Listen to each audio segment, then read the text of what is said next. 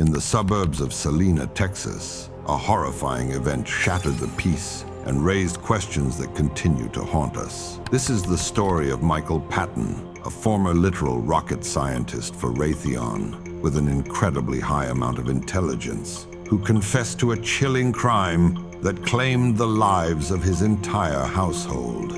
Why would a seemingly successful engineer murder his family in cold blood? On February 19, 2021, the Patton household was the scene of an unspeakable peril. At 6:45 p.m., Michael Patton made a frantic 911 call. "I just killed my whole family," he told the dispatcher, his voice shaking. He mentioned that his house was on fire and that he wasn't sure how it all happened. "I woke up and they were dead, and the gun was in my hand," he claimed. When the police and firefighters arrived, they found Michael standing outside with a gun in his hand. The house was fully engulfed in flames. Inside, they discovered the bodies of Michael's wife, Tamara, and his teenage children, a 13-year-old son and 14-year-old daughter. All had been shot to death, along with their 3 dogs and single cat. The initial scene suggested a tragic and senseless act of violence. However, Michael, who initially confessed to the murders on the phone, changed his story when the officers arrived.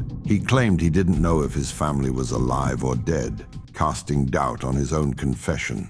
It was furthermore unclear from the somewhat convincing notion that Michael didn't remember where he was or what had happened, that if the initial call had been a deceitful prank call, or if someone attempting to frame Michael had committed the act, albeit the latter was swiftly an absurd possibility. Upon quenching the fire that beset the house, Michael was detained and processed into the interrogation wing of the local police department thereafter. Detective Joshua Armstrong was assigned to the case. Known for his expertise in cognitive interrogation techniques and patient-by-the-book strategy in building rapport with the suspect while remaining precise and focused in his questioning. Once having removed Michael from handcuffs for the questioning, Michael appeared disoriented and confused, repeatedly stating that he couldn't remember what happened, nor could he remember any of what had happened previously that entire day.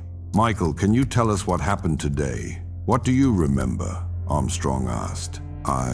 I don't know. I remember working on some projects and then it's all a blur. My wife, she was having a tough time," Michael responded, trying to weave a story of marital struggle, though yet again refused to relate any details previously on that day in particular. It is worth noting that throughout the case, Michael was perfectly lucid and easily recalled extensive details about many things about his life, except only that day itself, consistently bouncing back and forth between playing dumb and remembering at great length in seconds. Despite his attempt to appear confused and disoriented, what little evidence was available began to tell a different story. Michael had scratches on his back, which he attributed to his pets. However, the timeline of events and the nature of the injuries were inconsistent with his narrative. Eventually, Detective Armstrong pushed Michael after a headstrong back and forth of hanging on every word and playing word games into revealing a critical piece of information. "Michael, you called 911 and said you wanted to kill yourself. Why did you say you wanted to kill yourself?" Armstrong pressed. I don't know. I've had thoughts before, but I never acted on them.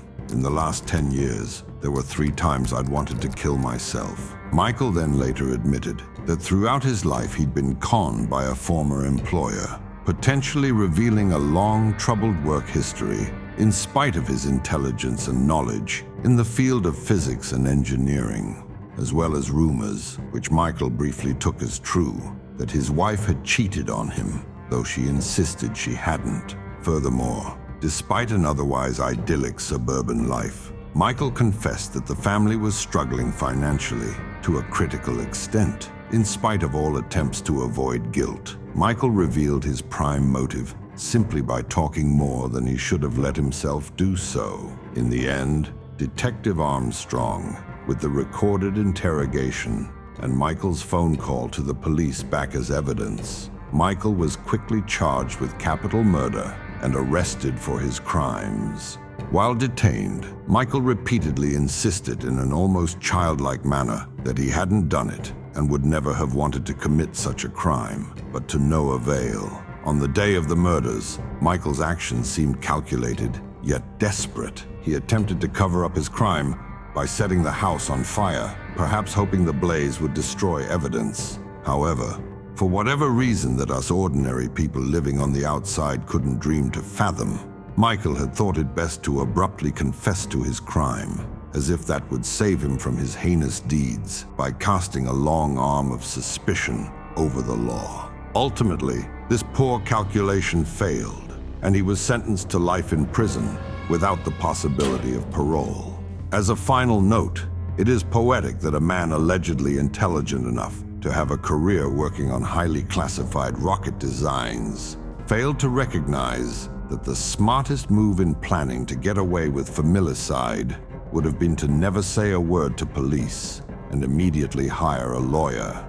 The tragic case of the Patton family leaves us with more questions than answers. Why did Michael Patton believe that committing such a horrific act would absolve him of past mistakes? Did he believe he'd be able to build a new life for himself? What was he planning to do had he succeeded? Could he have truly lived with himself afterward? Was his motive truly his financial and marital struggles, the pressure of his failing career, personal demons, or something else entirely? As we bring this case to a close, we are left to ponder the complexities of the human mind and the depths of despair that can drive someone to such extreme actions. If you thought this story was crazy, stay tuned for our next tale about a gruesome killing of a teenager by her trusted peers. This shocking story delves into betrayal and violence that will leave you questioning everything. But beware, this story is only for the bravest of viewers.